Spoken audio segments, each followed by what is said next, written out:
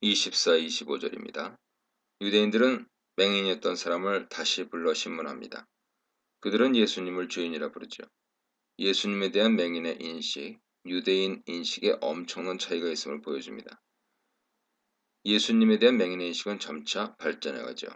예수라는 그 사람, 선지자, 마치 자신을 예수님의 제자로 여기는 듯한 27절의 발언, 그리고 예수님이 하나님으로부터 왔음을 인정하고 마침내 예수님을 주님으로 고백하고 그를 경배하는 것, 38절에 있죠. 그러나 유대인들은 예수님을 주인으로 정죄할 뿐 아니라 결국 맹인도 심하게 정죄합니다.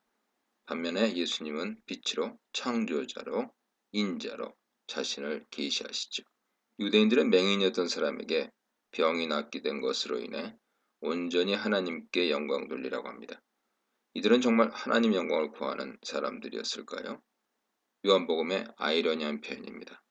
맹인이었던 사람은 하나님이신 예수님께 영광을 실제로 돌리고 있었습니다. 반면에 유대인들은 예수님을 거부함으로 하나님께 영광을 돌리지 않는 사람들이 되고 맙니다. 온갖 종교적인 모습, 하나님의 이름으로 자신의 말과 행동을 꾸미고 있지만 그들은 예수님을 거부했습니다. 그리고 하나님께 영광을 돌리지 않았습니다. 하나님께서 보내신 아들을 거부하기 때문이죠. 가장 종교적인 사람들이 가장 비신앙적인 행동을 한 것입니다. 26, 29절입니다. 맹인이었던 사람은 자신이 맹인이었다고 보게 됨으로써 유대인들의 주장을 받아들이지 않습니다. 분명한 것이죠. 오히려 그들이 자꾸 신문하자 그들도 예수님 제자가 되려 하느냐고 반문합니다. 이는 자신이 예수님의 제자임을 암시하는 듯한 말투죠.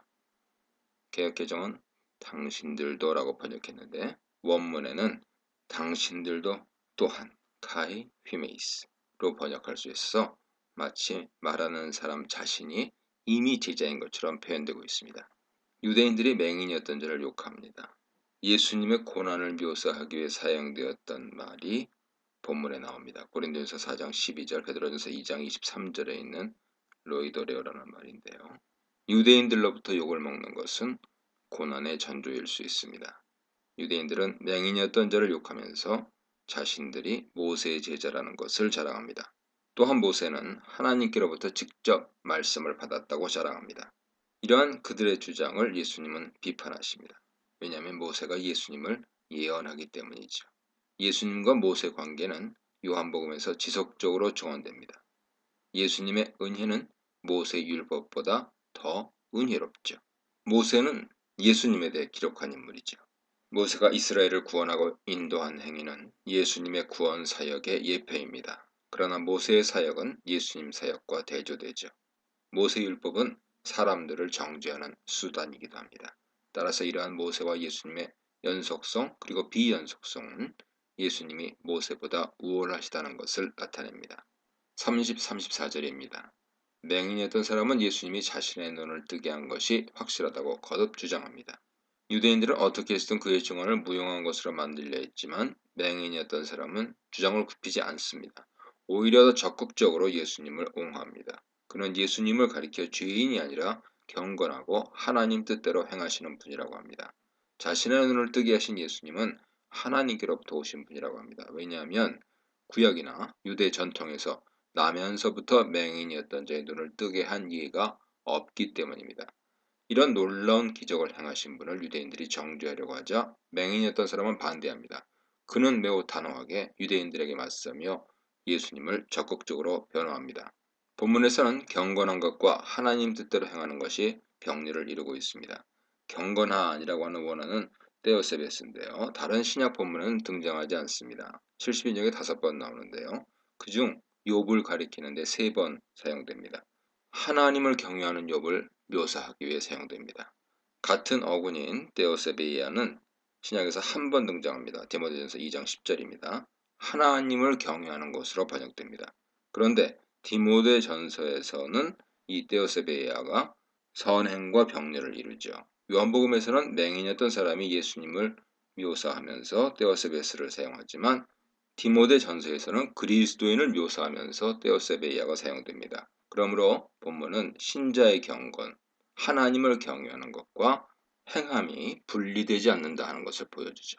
요한복음 전체에서 행함에 대한 강조는 두드러집니다. 믿음은 행함과 결코 분리되지 않습니다. 예수님을 믿는 것은 예수님께 순종하는 것과 다름이 아니라고 합니다. 열매 없는 가지는 심판의 대상이 되죠. 참된 믿음은 행함으로 증명되어야 합니다. 예수님은 제자들에게 겸손한 섬김과 서로 사랑이라는 제자들을 요구하시죠. 이와 같이 요한복음은 하나님을 경외하는 것과 사람을 사랑하는 것을 긴밀히 연결시킵니다. 그래서 사람을 사랑하지 않으면서 하나님을 사랑한다고 하는 자를 거짓말하는 것으로 여깁니다. 맹인이었던 사람과는 대조적으로 유대인들은 그 증언을 전혀 받아들이지 않습니다. 오히려 자신들은 모세의 제자라고 하면서 출신이 불분명한 예수님을 믿을 수 없다고 하죠. 자칭 모세의 제자라고 하는 자들에 대한 예수님 반박은 이미 언급된 바 있습니다. 예수님은 유대인들에게 모세를 믿었다면 자신을 믿지 않을 수 없다고 하셨죠. 5장 46절 보세요. 왜냐하면 모세가 예수님에 대해 기록했기 때문입니다. 따라서 본문은 비록 유대인들이 자신들을 모세의 제자로 여기고 있으나 실상 모세의 제자가 아니라는 것을 말해주죠. 유대인들의 이러한 착각은 요한복음 여기저기에 나타나죠. 그들은 자신들이 아브라함 자손이라고 하며 하나님 자손이라고 합니다.